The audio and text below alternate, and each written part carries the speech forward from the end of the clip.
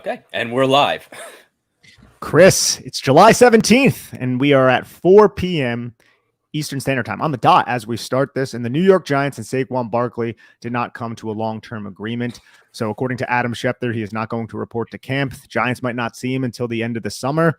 And it's just one of those situations that is, I don't know if unfortunate is the right word, but it's definitely going to be a hot topic on Twitter because Saquon Barkley is such a big part of the New York Giants offense. But as we discussed before the show, and as we've discussed over the last, I would say half decade now, the running back market in general is completely devalued. I'm sure we'll go through plenty of examples of that case. And it's just an unfortunate time to be a running back. And Saquon Barkley, Josh Jacobs, and Tony Pollard all realized that today. Last time, according to Adam Schefter, a long-term deal worth over $10 million was signed by a running back was Nick Chubb in 2021. That was over 700 days ago. So it's not a great time to be a running back. But Chris, what's your opinion on what's going on here on July 17th? Yeah, this doesn't come as much of a surprise to me. Just like you said before we went live, just kind of read the room. You had Ezekiel Elliott, who signed a monster deal, get cut for cap purposes. Had Christian McCaffrey, he's currently the king of the mountain as far as running back contracts are concerned, and it might be a while before we see one that eclipses his $16 million a year number. He got traded to free up salary cap. Yeah, this is a thing we've talked about before, where almost every single team that has signed a running back to a big contract has regretted it pretty quickly. So from that perspective, I am not at all surprised that the Giants are fine with Barkley playing on the $10.09 million franchise tag. That's what it is for the running backs. And I'm kind of comfortable saying it's 10.1 million, fewer significant figures. It's fine. Yeah. I think the other kind of story that goes along with this is that it is the running backs who are going to be playing on the franchise tag. Lamar Jackson got the franchise tag. He reached a monster deal with the Ravens. Daron Payne got the franchise tag with the Commanders. He got a big deal as well recently. And then last night, it was officially announced today, Evan Ingram was slapped with the franchise tag by the Jacksonville Jaguars. They came to a 3-year, $40-some million contract. It's the running backs and just the cratering value of that position that are kind of left on the outside looking in. And the situation is complex. I see a lot of people, Chris, on Twitter trying to make one side a bad guy, the other side the good guy. It's not that simple, okay? It's never that black and white. Saquon Barkley deserves to get as much as he can, okay? What he believes he is worth. There's nothing wrong with that. But at the same time, Joe Schoen and the New York Giants have to adhere to a market. It would be a dereliction of duty if they overpaid somebody and nobody else was willing to pay that player that contract. And that's just the reality of the situation that the New York Giants have. Look, Saquon Barkley is very important. He was very important to the 2022 New York Giants. But I see a lot of people comparing Daniel Jones and the quarterback market with this Saquon Barkley situation. I don't even think those two things are comparable because the quarterback market is so much larger than what is going on with the running back. As we have said, it's been terrible for running backs just in general. You named a couple. I mean, Todd Gurley signed a contract like 2 years before his contract was up, never played a snap on that contract, ended up getting cut by the Los Angeles Rams after signing that in 2018. It was supposed to be through this season, his contract at that time. They had to eat like over $20 million to get rid of that contract. And I think that might have been one of the first instances of a lot of running backs, or a lot of teams, I should say, seeing these running backs and being like, you know what, I'm not sure if paying a running back this much money in the modern NFL is really the prudent move to building a healthy roster. Now, Saquon Barkley, it's a little bit different though, Chris, because I still think he does have a lot of value. But if you want to talk about tying up money long-term with all the injuries that he had in his past, that is not necessarily something that I would want to sign off on as a general manager, especially if there are not other teams that are willing to pay that same player that contract. Yeah, and that is a big part of it is that running backs have the shortest careers on average of any position, of any player in the NFL. It's when your average running back is in the NFL for 3 years or less, it really is difficult to justify paying them. Yeah, even a potentially great running back, it's difficult to justify paying them 12, 14 million dollars a year. And the other side of that is that running back production is on average pretty replaceable. It just so much of what goes into a running play has nothing to do with who carries the ball. The blocking up front, the offensive personnel package, how many receivers and how the routes run can influence the defense. Even your field position, where you are on the field, can have an impact on how effective the running play is. And that's before the ball is even handed off. Yeah, it's kind of like you're looking to buy a car and you want to get a car that's pretty fast. You could get a 300 horsepower Mustang that will serve you perfectly well and not have to shell out for an $85,000 Corvette because you're probably never going to use the extra 400 horsepower that the Corvette may have. That's just the reality of it. Unless you bring it to the Autobahn, Chris. Well, then you could yeah, really use it out there. And then another aspect. That's kind of a long drive from, say, New York. I'd say so. Another aspect of this, too, is there's a lot of conjecture here. We don't know the contract negotiations. We've heard there's been a lot of misinformation out there, according to Saquon Barkley's camp, that might have been leaked by the Giants. Maybe it wasn't. So there's just a lot of conjecture. I have no idea. You have no idea as of right now what the New York Giants offered Saquon Barkley. Saquon Barkley has said that he wasn't, I think he said it twice in the offseason, that he wasn't looking to set the market at the running back position, which would be about 16 million, a little bit north of 16 million, which is where Christian McCaffrey is setting right now. So until that information is really divulged, we're not going to be 100% certain on the numbers or anything of that nature.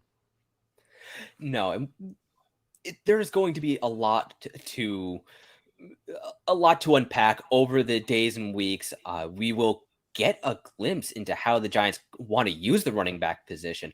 With Saquon Barkley on effectively a 1-year deal, assuming he doesn't sit out the season, which that's something else we can get into. We really could see the Giants ride him hard. Last year, Daniel Jones did a lot of carrying the ball, which that does expose your quarterback to more risk than if they just hand the ball off or sit in the pocket. We saw back before the Cowboys drafted Ezekiel Elliott, they used their running back in the last year of his deal almost an irresponsible amount. And they just ran him right into the ground and then moved on. And it would be cold, it would be callous, but we could see the Giants do something similar because we know how important the running game was to them last year. So we also have some stuff coming out from Ryan Dunleavy of the New York Post saying that his sense, and I think I saw a couple other people on the beat saying this as well, Saquon Barkley and the Giants, they were really not that far away, but both sides felt like they had already given up a lot. So they already felt like they capitulated, and they were much closer than maybe they were a month ago or what have you. And it just didn't end up getting, the deal just didn't end up getting done. I think Ryan Dunleavy has also said that it came down to guaranteed money and then the average per year, which isn't really a surprise. And he suggested that maybe if the Giants incentivized or built incentives into his deal, maybe that could have bridged the gap. Obviously, we know that did not happen. Yeah, and there are probably risks associated because Barkley has dealt with injuries over the past several years. This year was his first healthy year since his rookie season. And we saw how much he carried the ball in the first half of the year, how many times he touched the ball. And we did see his explosiveness, his effectiveness wane over the course of the season. And they might have felt that what his camp was looking for just had too much risk for them, that it would be a little too much money with a little too much potential for injury, for basically paying a player to be in the training room. And both sides have their own responsibilities. Barkley has his responsibility to himself, to his family. The Giants have the responsibility to the franchise to have a fiscally healthy roster, to not get in cap hell again. They just got out of it. They don't need that again. Exactly. It's not a good guys or bad guys thing. But Chris, now that the Giants did not come to this long-term agreement, you have the franchise tag that is right there for Saquon Barkley. According to Adam Schefter, he might not report to camp. All of this might happen. What do you think the next steps are for Saquon Barkley and the New York Giants as we head into training camp here shortly? Yeah, I think the next steps are to make sure the lines of communication stay open, to make sure that Saquon does get into camp. Now, he is on a 1-year fully guaranteed deal. He doesn't really have any security past this year. So it's understandable if he decides to sit out training camps, sit out the preseason. He really doesn't need it. Let's be honest here. He is good enough. He understands the offense. He's a smart guy. He doesn't really need the wear and tear on his body. He doesn't need the injury risk that camp and the preseason will present to him. And we didn't really see the starters play a whole hell of a lot in preseason last year anyway.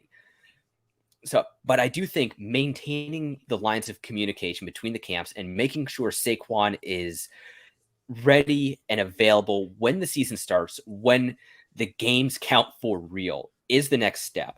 Because what the Giants really don't need is for Saquon to get angry, get upset, and decide to make a power move and demonstrate to everybody how important he is and just how much he brings to the table for the team or any team, and start sitting out actual games.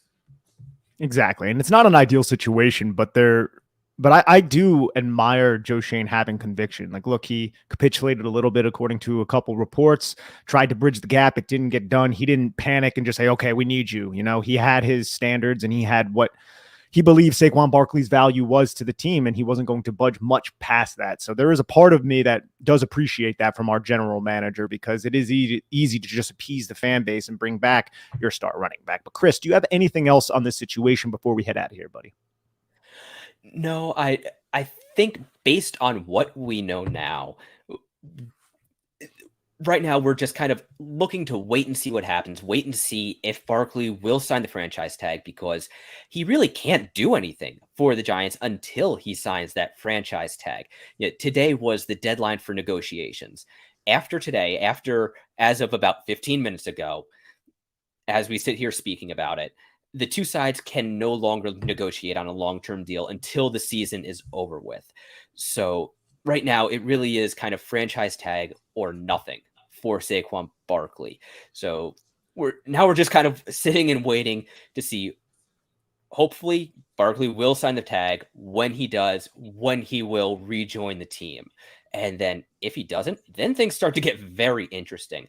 Also, as camp gets here, I am kind of interested to see what the offense looks like, how it takes shape without Barkley present, and if they make any changes to account for the fact that they don't have their most explosive offensive player.